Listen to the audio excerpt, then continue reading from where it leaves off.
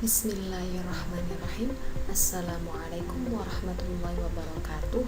Perkenalkan, nama saya Solehatul Mardiah, mahasiswa dari jurusan Fisika Fakultas Matematika dan Ilmu Pengetahuan Universitas Negeri Malang. Di sini saya akan membahas tentang metode karakterisasi nanomaterial, di mana saya akan menjelaskan beberapa saja tentang metode karakterisasi tersebut. Di antaranya yaitu XRD, SAXS, FTIR, SEM, dan TEM, kemudian microhardness. Lanjut, untuk mengetahui beberapa metode tersebut, kita harus mengetahui terlebih dahulu, kita harus mengenal terlebih dahulu apa sih itu nanomaterial. Nanomaterial yaitu suatu material yang mempunyai ukuran berkisar antara 1 sampai 100 nanometer, di mana nanomaterial memiliki banyak sekali keunggulan. Dengan ukurannya yang kecil, tetapi dia bisa memiliki dan mempunyai kinerja yang sangat tinggi dan juga lebih efisien untuk dibawa kemana-mana. Karena kecanggihan dan keunggulannya tersebut, maka banyak penelitian ilmuwan melakukannya untuk mendapatkan penyimpanan energi, kemudian konversi energi, sel surya, farmasi katalis, dan material komposit.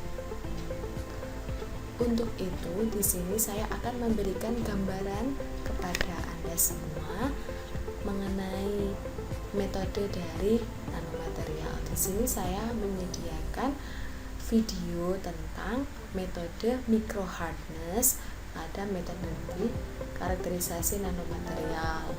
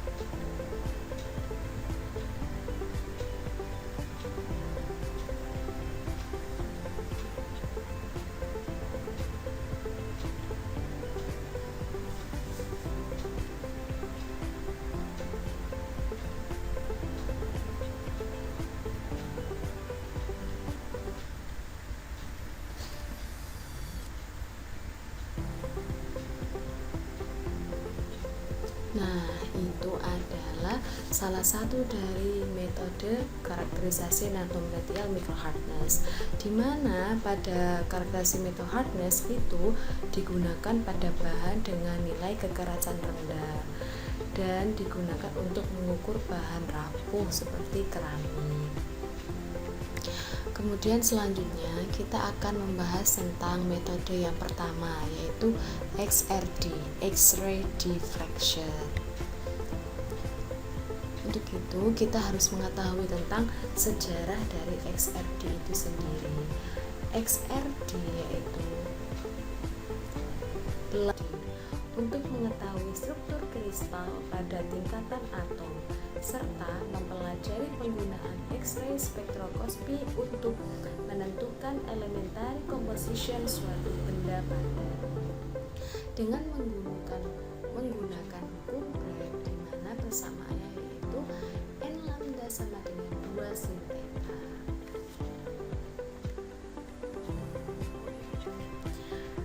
Meskipun hukum Bragg digunakan untuk menjelaskan pola interferensi sinar X yang terbesar oleh kristal difraksi, telah dikembangkan untuk mempelajari struktur semua keadaan materi dengan sinar apapun seperti ion, elektron, neutron, proton, dan juga panjang gelombang yang serupa pada jarak antara struktur atom atau molekul.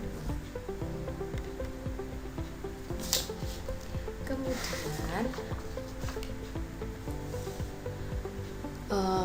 deriving Bragg law. Biasanya hukum Bragg digunakan untuk XRD dengan menggunakan dan diilustrasikan sebagai berikut, yaitu di mana sinar X-ray 1 dan X-ray 2 ditembakkan kemudian ditransmisikan sehingga terdapat dan disimpulkan dengan melalui persamaan N lambda sama dengan AB plus BC, di mana AB plus BC adalah perkalian dari N kali lambda.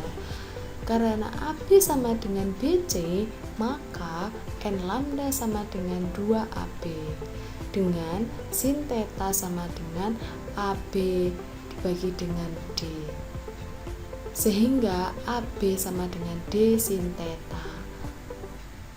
Sehingga setelah diketahui persamaan yang di atas tadi, maka diketahui lambda sama dengan 2 DHKL sin theta HKL. Kemudian pada XRD juga terdapat konstruktif dan destruktif pada interferensi gelombang.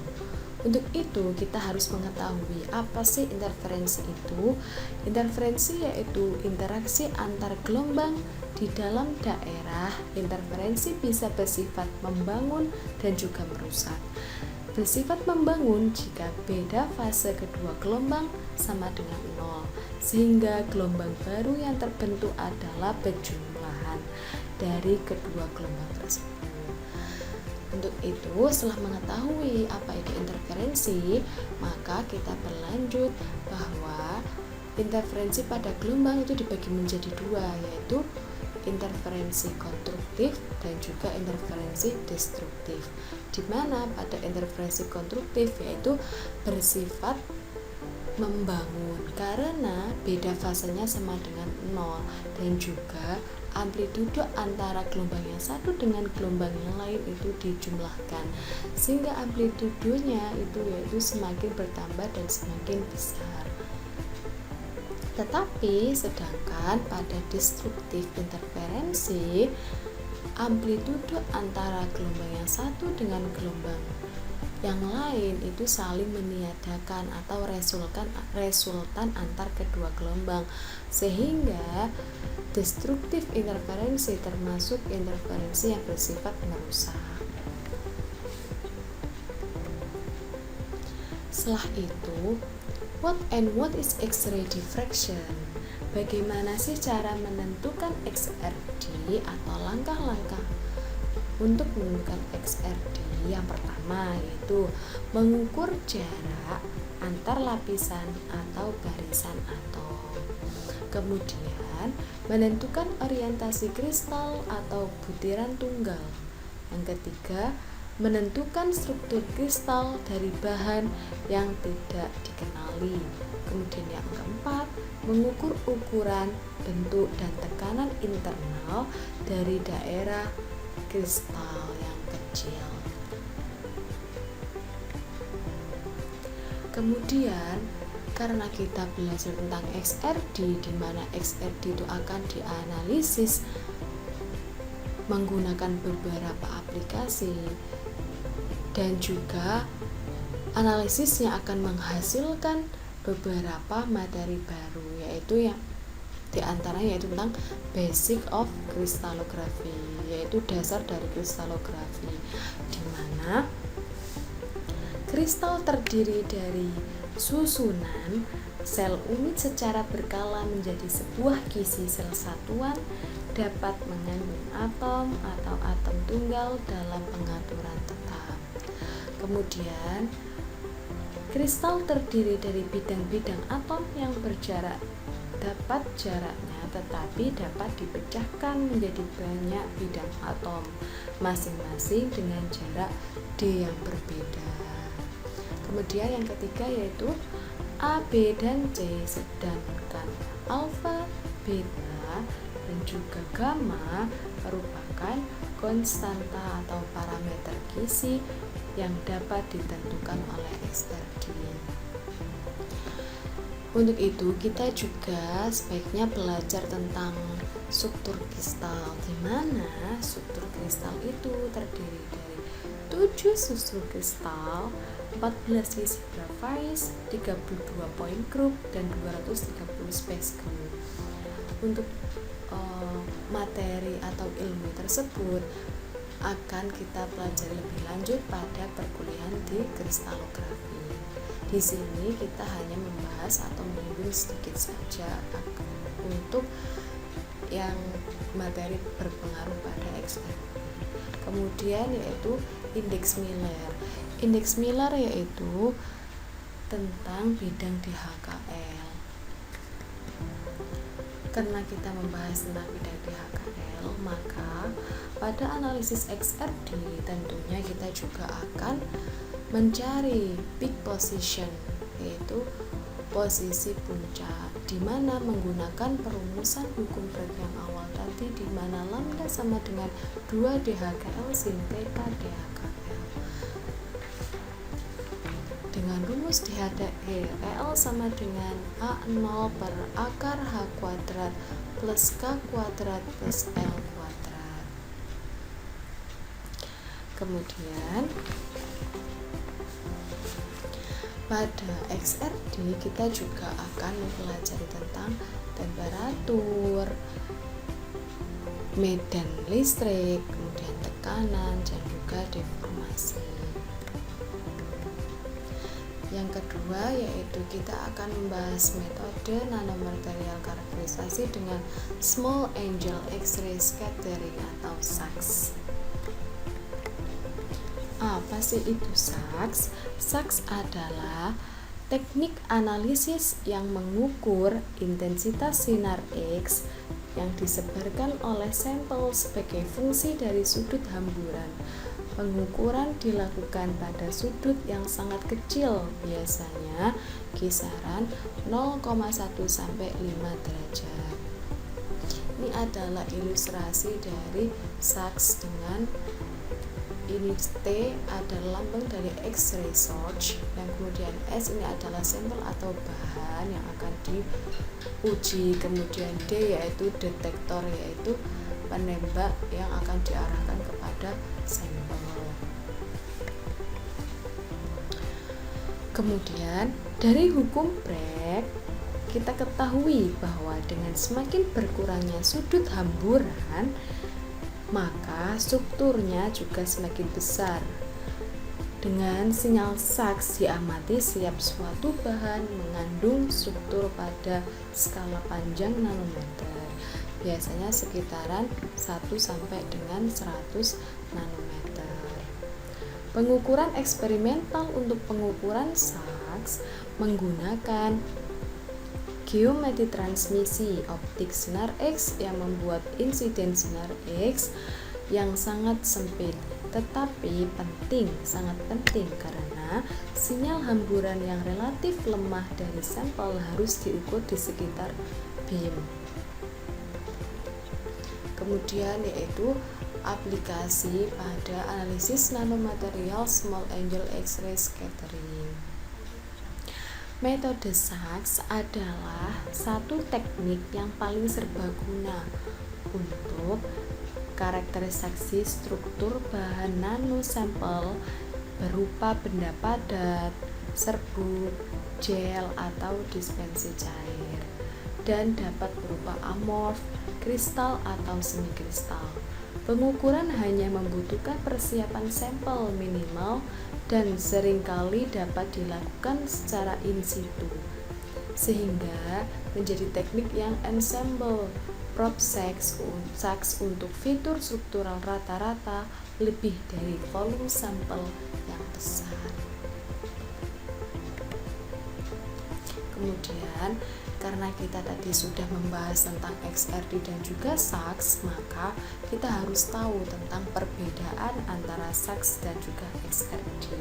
Di mana yang pertama yaitu difraksi SAX dan sinar X pada dasarnya serupa. Kedua metode memanfaatkan sinar X yang kuat untuk mendapatkan informasi struktur sampel. Kemudian yang kedua, perbedaan dari pengukuran molekul target dalam SAX atau dalam kristal difraksi. Kemudian yang ketiga, difraksi sinar X dan kristal menghasilkan residu yang lebih tinggi dan rasio signal to noise ratio. Kemudian yang keempat yaitu analisis SAX dapat berupa protein fleksibel yang tidak mudah dikristalisasi. Setelah kita mengetahui perbedaan antara XRD dan juga SAX, kita berlanjut ke yang ketiga yaitu FTIR, Fourier Transform Infrared. Apa sih itu FTIR? FTIR yaitu metode spektroskopi inframerah yang disukai. Si spektroskopi inframerah radiasi IR dilewatkan melalui sampel. Beberapa radiasi inframerah diserap oleh sampel dan beberapa ditransmisikan. Spektrum yang dihasilkan mewakili penyerapan transmisi molekuler menjadi molekul baru. Kemudian apa sih fungsi dari FTIR itu sendiri? Yang pertama yaitu mengidentifikasi materi yang tidak dikenali. Kemudian yang kedua yaitu menentukan kualitas atau konsistensi sampel. Yang ketiga yaitu menentukan jumlah komponen dalam suatu campuran. Kemudian tidak ada dua senyawa yang menghasilkan spektrum inframerah yang sama persis. Oleh karena itu, spektroskopi inframerah dapat menghasilkan analisis kualitatif dari setiap jenis bahan. Selain itu, ukuran puncak dalam spektrum adalah indikasi langsung dari jumlah bahan yang ada. Dengan algoritma perangkat lunak modern, inframerah adalah alat yang sangat baik untuk analisis kuantitatif. Kemudian berlanjut kepada metode yang selanjutnya yaitu metode SEM, Scanning Electron Microscopy. Kalian sudah tahu apa itu SEM? SEM adalah sebuah mikroskop elektron pemindai untuk memindai berkas elektron terfokus di atas permukaan untuk membuat gambar.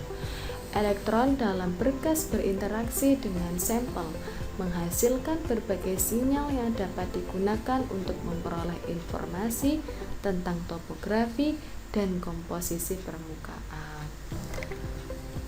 Setelah mengetahui definisi SEM, kemudian kita harus mengetahui pentingnya elektron beam pada SEM, di mana sebuah elektron yang bergerak memilih dua karakter sebagai partikel bermuatan yang bergerak atau sebagai radiasi dengan panjang gelombang yang terkait, dan lambda dari sebuah elektron berbanding terbalik dengan momentum, yaitu P sama dengan mv, sehingga lambda tak hingga 1 per P sama dengan lambda sama dengan H per P, dengan P nya adalah M kali V, sehingga lambda sama dengan H per M kali V.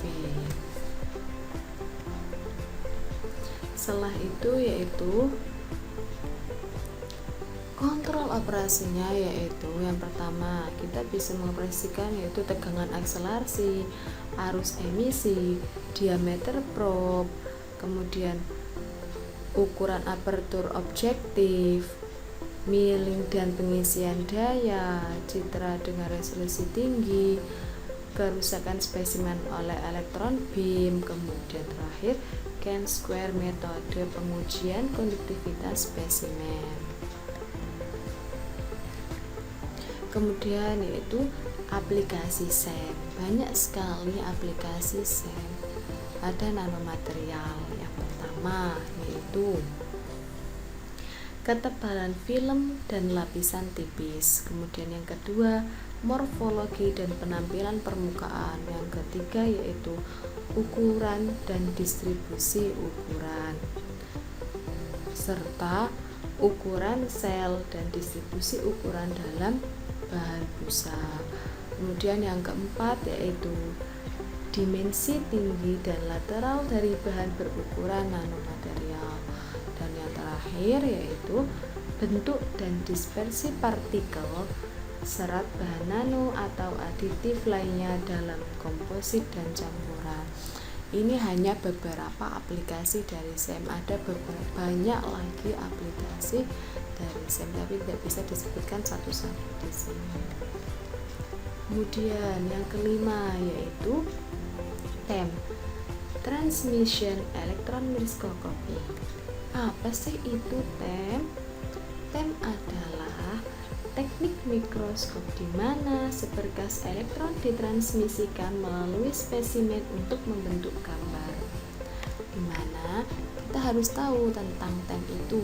Yang pertama yaitu spesimen merupakan bagian ultra tipis kurang dari 100 nanometer tebal atau suspensi pada gizi. Kemudian yang kedua, gambar terbentuk dari interaksi elektron dengan sampel saat berkas ditransmisikan melalui spesimen. Kemudian yang terakhir, gambar kemudian diperbesar dan difokuskan ke perangkat citra seperti layar fluoroscan, lapisan film fotografi atau sensor seperti scintillator yang terpasang pada perangkat yang digabungkan. Setelah itu, kita kan sudah belajar tentang SEM dan juga TEM serta mengetahui aplikasi-aplikasi yang digunakan pada SEM dan juga TEM. Jadi, kita harus mengetahui juga perbedaan antara SEM dan juga TEM. Yang pertama yaitu SEM mendeteksi elektron yang terbesar dan dipancarkan dari permukaan sampel, sementara TEM mendeteksi elektron yang ditransmisikan. Kedua, SEM memberikan informasi tentang morfologi permukaan dan komposisi bahan, sementara TEM memberikan rincian tentang komposisi internal bahan. Dengan demikian, TEM dapat menggambarkan beberapa karakter suatu bahan, seperti morfologi, kristalisasi, tekanan, atau domain magnetik. Kemudian, keduanya membutuhkan bahan konduktif listrik untuk diuji.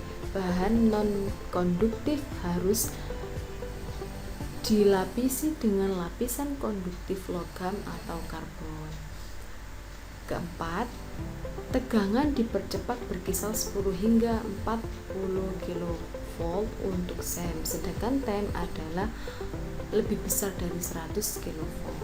Yang terakhir, SEM membutuhkan teknik persiapan yang sangat mudah, sementara TEM membutuhkan keterampilan untuk menyiapkan sampel yang sangat tipis. Ketebalan spesimen tidak penting dalam SEM, sedangkan pada TEM itu sangat penting. Dan yang terakhir metodenya yaitu membahas tentang microhardness tester, di mana kita sudah menyinggung metode dari microhardness pada video yang awal tadi, di mana knob hardness, ukuran kekerasan suatu material, dihitung dengan mengukur tekukan yang dihasilkan oleh ujung berlian yang ditekan ke permukaan sampel dengan menggunakan tekan lekukan yang lebih rendah dari uji kekerasan Vickers yang dirancang untuk mengukur logam. Uji knob memungkinkan pengujian kekerasan bahan rapuh seperti gelas dan juga keramik. Penguji microhardness atau pengujian kekerasan knob adalah tes yang cocok untuk menguji bahan dengan nilai kekerasan yang sangat rendah. Knob biasanya digunakan untuk mengukur bahan yang rapuh seperti keramik. Kemudian ini adalah formula pada microhardness yang dituliskan HK sama dengan 14,2 F per I kuadrat, di mana HK adalah knob hardness rate, Kemudian yang F adalah weight dengan satuan kilogram F. Yang E nya yaitu length of in diameter dengan satuan milimeter.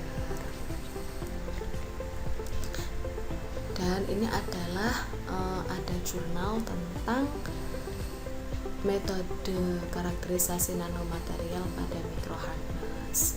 Sini diambil dari sumber jurnal A Comparison Between Knob and Vigorous Hardness of Silicon Nitride Ceramics. Dengan step yang pertama, yaitu specimen removed in Biglet crown using diamond grinding wheel and then polish it carefully with diamond paste tool product and optical finish. Kemudian step yang kedua, step yang ketiga, dan juga sampai step keempat, di mana setelah selesai ke semuanya, yaitu kemudian length of both diagonals of each Indonesian wheel immediately measured by optical microscopy. Setelah kita mengetahui beberapa dari metode karakterisasi nanomaterial, kita dapat menggunakan mana yang akan kita gunakan untuk penelitian kita, untuk karakterisasi kita, untuk analisis kita.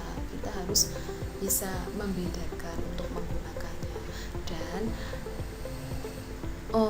perbandingan mana yang lebih bagus antara kesemua dari metode tersebut tidak ada yang lebih bagus, karena semua tergantung apa yang akan kita butuhkan pada karakterisasi dan juga analisis yang kita perlukan. Begitu. Cukup sekian, semoga bermanfaat informasi yang saya berikan. Kurang lebihnya mohon maaf. Wassalamualaikum warahmatullahi wabarakatuh.